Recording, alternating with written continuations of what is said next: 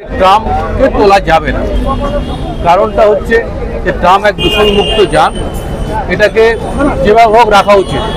কারণ পৃথিবীর অনেক দেশেতেই ট্রাম চলছে, ওখানে কোথাও অসুবিধে নেই, আমাদের এখানে কেন অসুবিধা হবে? পরিবহনের জমিকে বিক্রি করে কাটমানি যাচ্ছে ওই কালীঘাটে, ওই নবান্নতে। আমরা এই জিনিস হতে দেব না। আমাদের ঐতিহ্য মণ্ডিত ট্রামকে আমাদের রক্ষা করতে হবে। এই ট্রামকে রক্ষা করার জন্য আমরা বুক দিয়ে রক্ষা লড়াই করব এবং সকলে মিলে ঐক্যবদ্ধ লড়াই করব এবং সরকারকে বাধ্য করব আমাদের এই ট্রামকে, আমাদের কলকাতার ঐতিহ্যকে।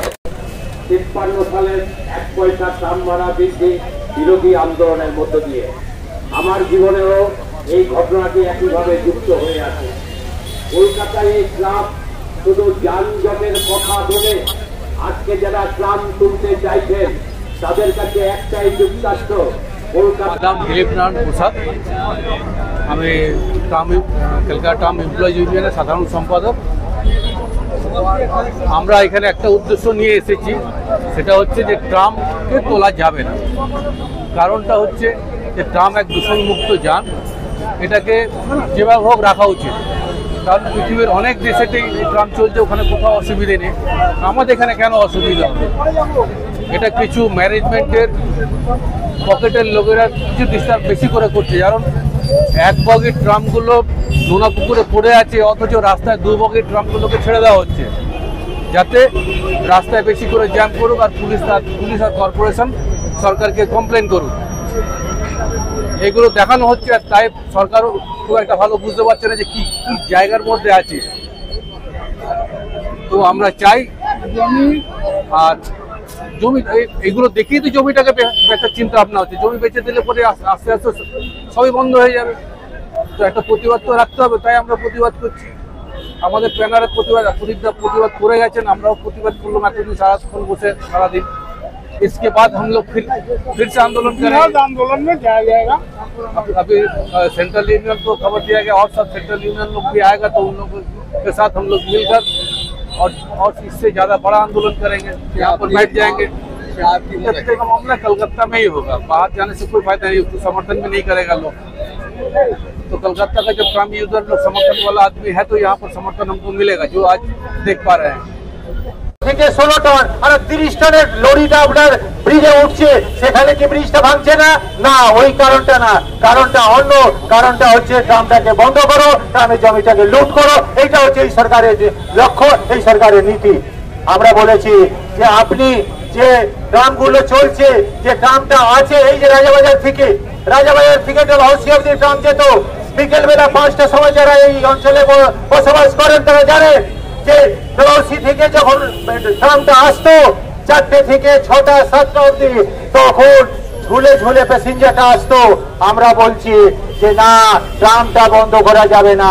আমরা একটাই কথা বলবো যে আপনারা যারা এখানে উপস্থিত হয়েছেন, এই অঞ্চলে যারা মানুষ আছেন, যারা ট্রেড ইউনিয়ন আছে, যারা নেতৃত্ব আছেন, প্রত্যেকের কাছে আমাদের অনুরোধ, আপনারা সহযোগিতার হাত বাড়িয়েছেন, আগামী দিনও থাকবে এবং এর ভিত্তিতে আমাদের যতটা শক্তি আছে সে শক্তি নিয়ে আমরাও থাকবো। এই বামফ্রন্ট সরকারের সময় 37টা ইয়েতে বা রুটে গাড়ি চলতো এবং প্রচুর ট্রাম গোটা কলকাতা শহর জুড়ে, মানে একেবারে উত্তরে গালিব স্ট্রিট থেকে শুরু করে বেলগাছিয়া থেকে শুরু করে ওদিকে টালিগঞ্জ ট্রাম ডিপো, বেহালা ট্রাম ডিপো থেকে শুরু করে কালীঘাট ট্রাম ডিপো থেকে আমাদের এই রাজাবাজার ট্রাম ডিপো, মানে গোটা কলকাতা শহরের বিভিন্ন প্রান্ত থেকে প্রতিদিন হচ্ছে শত শত ট্রাম ডালহাউসি পাড়া, ধর্মতলা পাড়াতে হচ্ছে ট্রাম যেত এবং ধর্মতলা চত্বরে যাত্রীদের হাজার হাজার যাত্রী এই শিয়ালদা স্টেশন থেকে এবং হাওড়া পর্যন্ত ট্রাম চলতো। হাওড়া স্টেশন থেকে ট্রাম আসতো কলকাতায় এবং এভাবেই ডালহাউসিতে ট্রাম আসতো হাওড়া স্টেশন থেকে, এবং হাওড়া থেকে পার্ক সার্কাস ওখানে ডিপো পর্যন্ত মানে ট্রাম যেত। এইভাবে গোটা কলকাতা শহরের একেবারে উত্তর থেকে দক্ষিণে, পূর্ব থেকে পশ্চিমে, হাওড়া স্টেশন থেকে শিয়ালদা স্টেশন থেকে শুরু করে টালিগঞ্জ থেকে এবং কালীঘাট থেকে, রাসবিহারী থেকে, গড়িয়া থেকে শুরু করে গোটা কলকাতা শহরের হচ্ছে ট্রামের মানে একেবারে মানে অসংখ্য রুটে ট্রাম চলতো, হাজার হাজার লক্ষ লক্ষ যাত্রী পরিবহন হতো।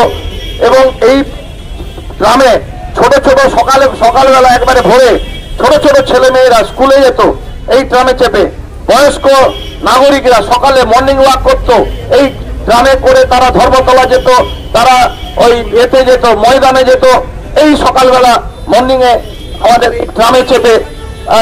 বয়স্করা যারা বাসে উঠতে পারেন না, স্কুল কলেজের ছেলে মেয়েরা।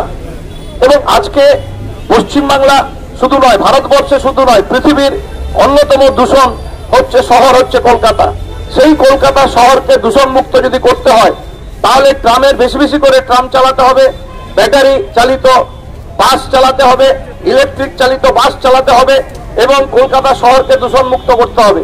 এবং সেখানে ট্রামের প্রয়োজনীয়তা আছে, কিন্তু আজকে রাজ্য সরকার ট্রামের জমি বিক্রি করে কাটমানি খাওয়ার জন্য, স্টেট বাসের জমি বিক্রি করে কাটমানি খাওয়ার জন্য, ফলে সমস্ত রাষ্ট্রীয় পরিবহন এইভাবে ট্রাম বাস সব বিক্রি করে দিয়ে একটা গোটা রাজ্যকে লুটপুটে খাওয়ার যে পরিকল্পনা, এবং নাগরিকদের এই যে দূষণমুক্ত যে যানবাহন, দূষণমুক্ত যে পরিষেবা, বাস পরিষেবা বা যানবাহন পরিষেবা, সেই ব্যবস্থাকে ধ্বংস করার চক্রান্ত হচ্ছে। আমরা এর তীব্র প্রতিবাদ করছি। সমস্ত কেন্দ্রীয় শ্রমিক সংগঠন এবং ট্রাম বাসের আমাদের সমস্ত শ্রমিক সংগঠন এবং আমাদের সমস্ত শিল্পভিত্তিক ফেডারেশন, 12 জুলাই কমিটি আজকে জরুরি ভিত্তিতে এই সমাবেশের এখানে আমরা প্রতিবাদ সভার আয়োজন করেছি। এবং আগামী কালকে মন্ত্রীর কাছে ডেপুটেশন দেওয়া হবে।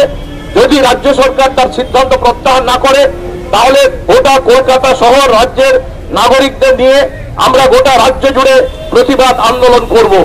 যেভাবে আজকে শিক্ষা ক্ষেত্রে দুর্নীতি, যেভাবে স্বাস্থ্য ক্ষেত্রে দুর্নীতি, ধর্ষণ, খুন আপনারা জানেন যা হয়েছে, যা চলছে, খাদ্য বিভাগে দুর্নীতি, আজকে খাদ্যমন্ত্রী জেলে, আজকে শিক্ষামন্ত্রী জেলে, আজকে স্বাস্থ্য দপ্তরের অফিসাররা তারা সিবিআই তাদেরকে গ্রেপ্তার করেছে, স্বয়ং মুখ্যমন্ত্রী আজকে এই স্বাস্থ্য দপ্তরের মন্ত্রী।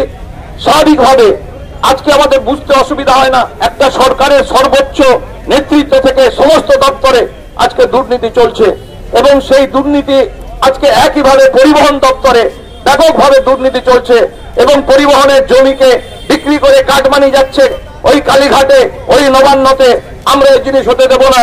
আমাদের ঐতিহ্য মণ্ডিত ট্রামকে আমাদের রক্ষা করতে হবে। এইভাবে যাত্রী বান্ধব, পরিবেশ বান্ধব এই ট্রাম আমাদের রক্ষা করতে হবে। তার জন্য আমরা লড়াই করব। আমাদের অবস্থান চলছে এবং এর আগে বলছিলেন ট্রাম বাঁচাও মঞ্চের পক্ষ থেকে, তারাও হচ্ছেন বৃষ্টি ভিজে, তারা শ্যামবাজার ট্রাম ডিপোতে বিক্ষোভ করেছে এবং হঠাৎ করে ট্রাম নিয়ে হইচই শুরু হয়ে গেল। আমার গোটা রাজ্যে যখন আবহাওয়া অন্যরকম, গোটা রাজ্যে যখন জনজাগরণ তৈরি হয়েছে, গোটা রাজ্যে যখন রাজ্য সরকারের বিরুদ্ধে সাধারণ মানুষের মধ্যে তীব্র ঘৃণা, সেই সময় দাঁড়িয়ে হঠাৎ ট্রাম বিষয়টা সামনে চলে এলো। না, কলকাতা যে ট্রাম আমরা সকলে জানি যে 2011 সালে নতুন সরকার তৈরি হওয়ার পরে 2 দিনের মধ্যে জোকা রাস্তার ট্রাম তুলে দেওয়া হয়েছিল। আমাদের জানা আছে যে এই কলকাতা ট্রাম তার যে এত জমি এখন তুলে দিতে হবে কেন, ট্রামকে তুলে দিতে হবে কেন, নানান অজুহাত দেওয়া হচ্ছে। বলা হচ্ছে এটা স্লট, কলকাতায় প্রচুর যানজট, তার জন্য ট্রামটা এই সময়ের সঙ্গে মানানসই নয়। আমরা বলছি ট্রামের যে পরিবেশ বান্ধব শিল্প গোটা পৃথিবীতে কি আছে, কেন ট্রামকে আধুনিকীকরণ করা হবে না? আচ্ছা, খিদিরপুরের দিকে তো যানজট নেই, ওখানে কেন তুলে দেওয়া হলো? কেন পশ্চিমবাংলার মাত্র 2টো রুটে ট্রাম চলছে, কেন মাত্র? কিন্তু এই ট্রামের একটা দীর্ঘ ইতিহাস আছে। আমার আগে অনেকে বলেছেন ঘোড়ায় ট্রামের কথা, কয়লা ইঞ্জিনের ট্রামের কথা, তারপর কি করে বিদ্যুতের ইঞ্জিন ট্রাম হলো তার কথা। আবার এই ট্রাম শ্রমিকদের লড়াই আন্দোলনে এদের একটা সুদীর্ঘ ইতিহাস আছে, একটা ঐতিহ্য আছে। আমাদের ছোটবেলায় পড়া যে 1946 সালের গ্রেট ক্যালকাটা কিলিং, আমাদের ছোটবেলায় পড়া ভিক্টোরিয়া কলেজের ছাত্রীরা আক্রান্ত, সেই সময় কমরেড মোহাম্মদ ইসমাইলের নেতৃত্বে ট্রাম শ্রমিকরা প্রতিরোধ করছেন সেই ঠ্যাঙাড়ে খুনি বাহিনী, সাম্প্রদায়িক দাঙ্গাকে রুখে দিচ্ছেন কলকাতা ট্রামের এই ট্রাম কোম্পানির কর্মীরা, সেই শ্রমিকরা। এই ঐতিহ্যও আছে। আবার আমাদের সামনে ঐতিহ্যও আছে যে আমাদের দেশ স্বাধীন হওয়ার পরে আমাদের দেশের আমাদের রাজ্যের বিধানসভায় উচ্চারিত হয় ক্যালকাটা ট্রামকে সরকারি অধিগ্রহণ করতে হবে। আমার এই ঐতিহ্য আছে। 1952 সালে ক্যালকাটা ট্রামকে সরকারের আওতায় নিয়ে আসার জন্য আইন আসলো। আবার এই ঐতিহ্য আছে যে 1978 সালে এখানে যখন 2011 সালে নতুন সরকার এসে চোকা ট্রাম রুট বন্ধ করে দিচ্ছে, এই ঐতিহ্য আছে 1978 সালে ক্যালকাটা ট্রাম কোম্পানি। এই ঐতিহ্য আছে এই যে কংক্রিট, এই যে এই ট্রাম রাস্তাটা কংক্রিট হয়েছে, এখানে ট্রাম লাইন পেতেছে। বর্তমান সরকারের পক্ষ থেকে বলা হচ্ছে কি যে রাস্তার উপর পিচ ঢেলে দেওয়া হবে। আর আগে সেই সময় দাঁড়িয়ে আমি মনে করি যে শ্রমিক আন্দোলনের চাপে সেই সময়কার সরকাররা এটা করতে বাধ্য হয়েছিল।